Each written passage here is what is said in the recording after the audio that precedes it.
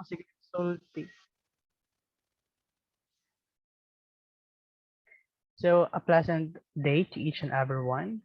I am Nathaniel C. Canyal, and together with me are my co-reporters, which are Laika Sarem and also Christine K. Grial. So, we are here to present our short summary report on Lesson 14, Philippine Pop Culture and Experience Economy. So, to start our discussion, let me move on with my first slide. So, A. Affect Senses and Feelings by Johnny Dean. Affected Networks, Jody Dean.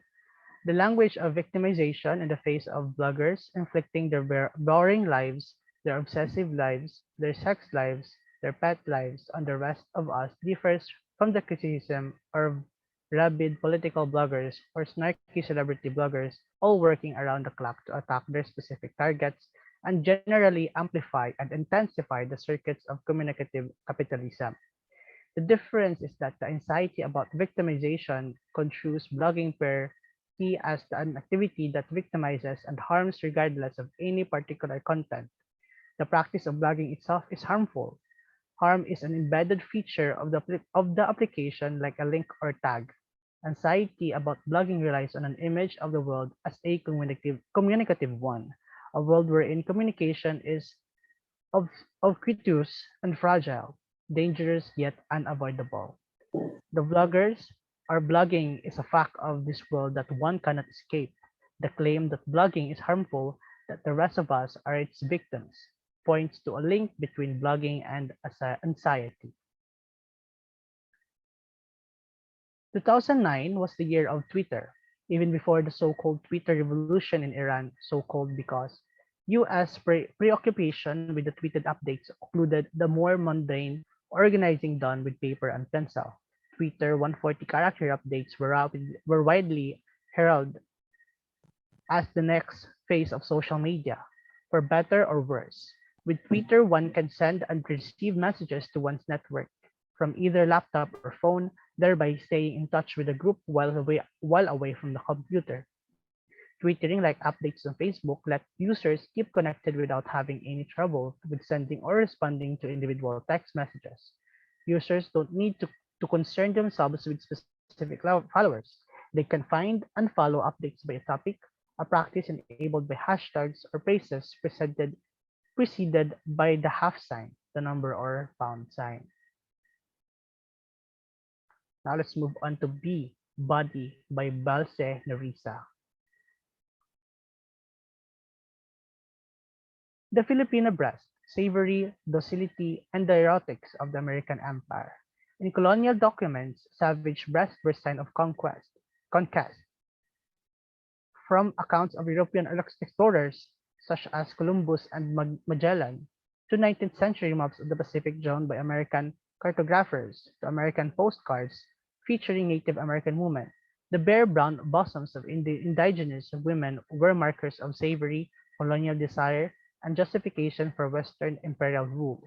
A foundational project of European American imperialisms was the creation of an archive of images of the non-Western other whose inferiority was marked by female nakedness. It is natural to think of everything as a potential means to some further end. Imperial cultures deployed barbarism and female nudity to justify imperial violence and articulate colonial phantasms about the savage land. Columbus, who criticized the colonial breast of native women, was convinced that the world was not round but pear-shaped and topped by a protuberance much like woman's nipple. 1. In his account of the New World, his early encounters with natives emphasized their nakedness and their physical beauty. They all go naked, men and women, as they were born, and the women have pretty bodies. Second, the nakedness of the native, with special emphasis on the female native's attractive body, recalls Adam and Eve's exile from paradise, which constructed a romantic image of the New World with Indians as creatures who were spiritually naked, gentle people with no weapons, laws, religion, or literature. Third, the imperial impulse to convert these exiles of Christianity, coupled with travelers tales of wealth and gold in uncharted, exotic lands, bold, cruel Europe imperial fantasies for centuries.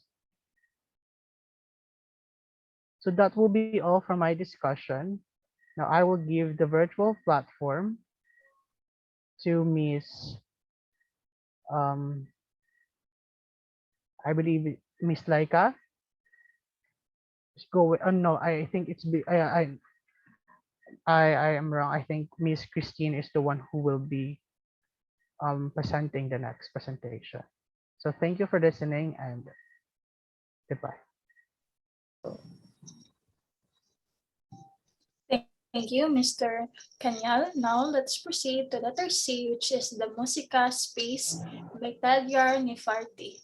By the way, I am Christine K. So next slide, please.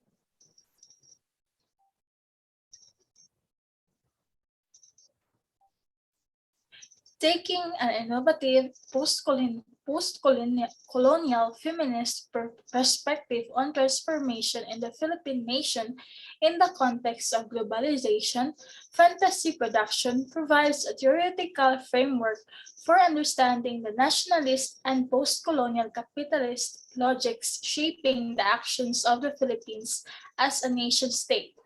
Tadyar Tadyar proves the consequences of dominant Philippine imaginations by examining a broad range of phenomena which characterize the contemporary Philippine nation, including the mass migration overseas of domestic workers, the prostitution economy, urban restructuring, the popular revolt toppling the Marcos dictatorship, as well as various works of art, poetry, historiography, and film.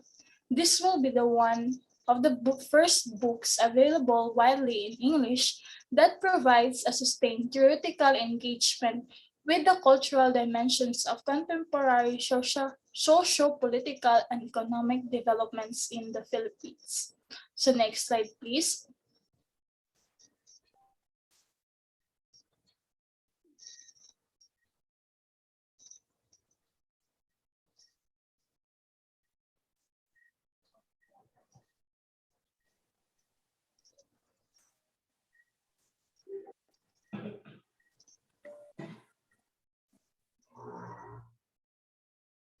Letter D is The Time by Jonathan Crary. Next slide, please. So the daily and seasonal cycles of agricultural labor long ago lost any meaningful capacity to organize production or consumption.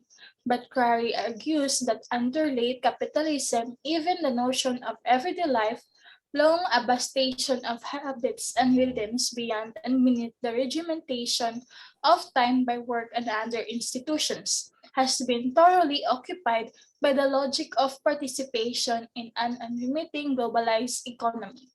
Crary notes that by the late 1990s, the vertically integrated corporations that control these technologies were experiencing competing for the eyeballs of consumers in the new attention economy of the first century. This periodization is important as it highlights the concurrence of the political reorientations of the post-Cold War period. The financialization of global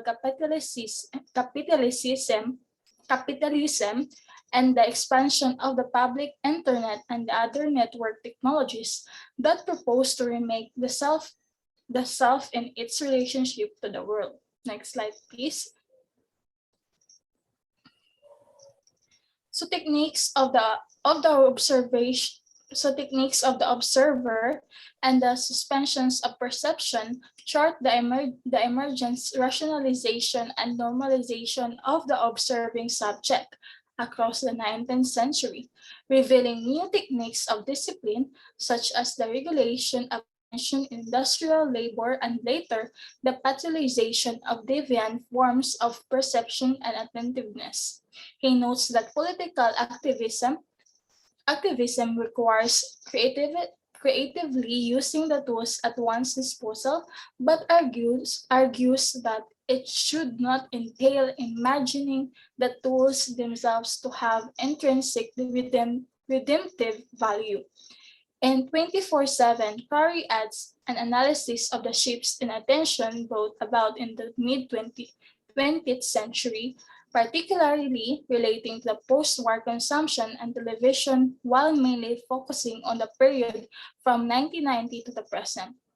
Curry, a professor of art history and a distinguished cultural theorist, reflects on the ways that these conditions are reshaping notions of temporality, intensifying the management and surveillance of individual subjectivities and undercutting the possibility for decent and political expression. Next slide, please. So that would be all about my topic. And now let us proceed to the discussion or a short summary of Ms. Sarin. Thank you. So thank you, Ms. Guriel. So we will now move to technology. Technology by Rafael Vicente. So we have now the cell phone and the crowd, messianic politics in the contemporary Philippines.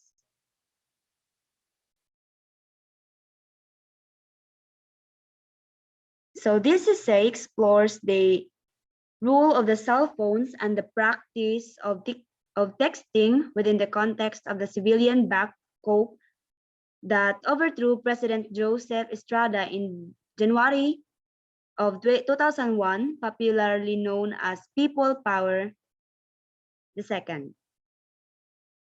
It focuses in particular on a set of political fantasies among the Filipino middle class, including their belief in the power of communication, technologies to transmit messages at a distance, and in their ability to possess that power. In the same vein, they had faith in their ability to master the relationship to the masses of people with whom they regularly shared Manila's crowded streets, utilizing the power of crowds to speak to the state. So communication, from this perspective, held the messianic promise of refashioning the heterogeneous crowd into people addressing and addressed by the promise of justice. But as we shall see, such telecommunicative notions were predicated on the putative voicelessness of the masses. For once here, the masses called attention to the fragility of bourgeois claims that shape the sending and the reception of messages about the proper practice of politics in the nation state. The next slide, please.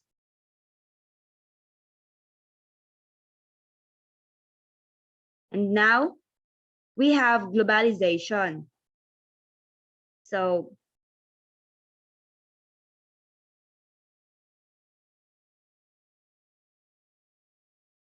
globalization is a term used to describe how trade and technology have made the world into a more connected and interdependent place. Globalization also captures in its scope the economic and social changes that have come about as a result. So, next slide, please. So we have now the identities and pop culture by Rolando Tolentino. So pop culture and pleasure middle class education is different from popular culture. It is informal knowledge generated by media like television, radio, movies, DVD, cell phone, internet, video cable, and etc. Or media tools like mall, coffee shops, shawarma, tago drinks, gin pomelo, gimmick plays, drugs, prom nights, etc.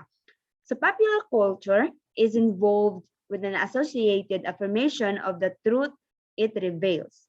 The affinity of popular culture and formal education is that we both pay for the supposedly viable facts about identity, a requirement of being a middle-class citizen.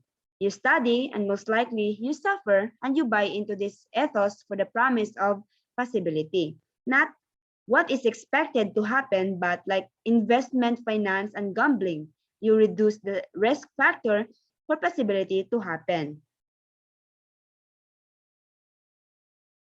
So, nonetheless, popular culture is involved with an associated affirmation of the truth it reveals.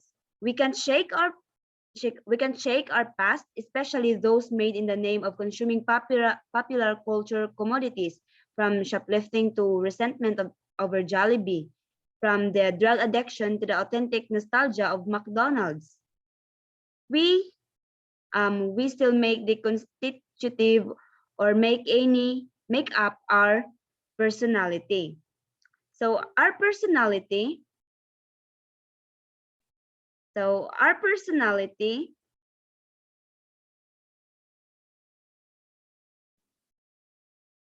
So our personality can be identified not only by our chosen friends, but also by popular culture commodities. This patronage is generational, creating conscious and unconscious walls of collectivization. This text generation to Generation Y, different from the low-waist gang of youth rebellion of the 1960s, or the generation of Biyakan, and rectified the 80 and 90.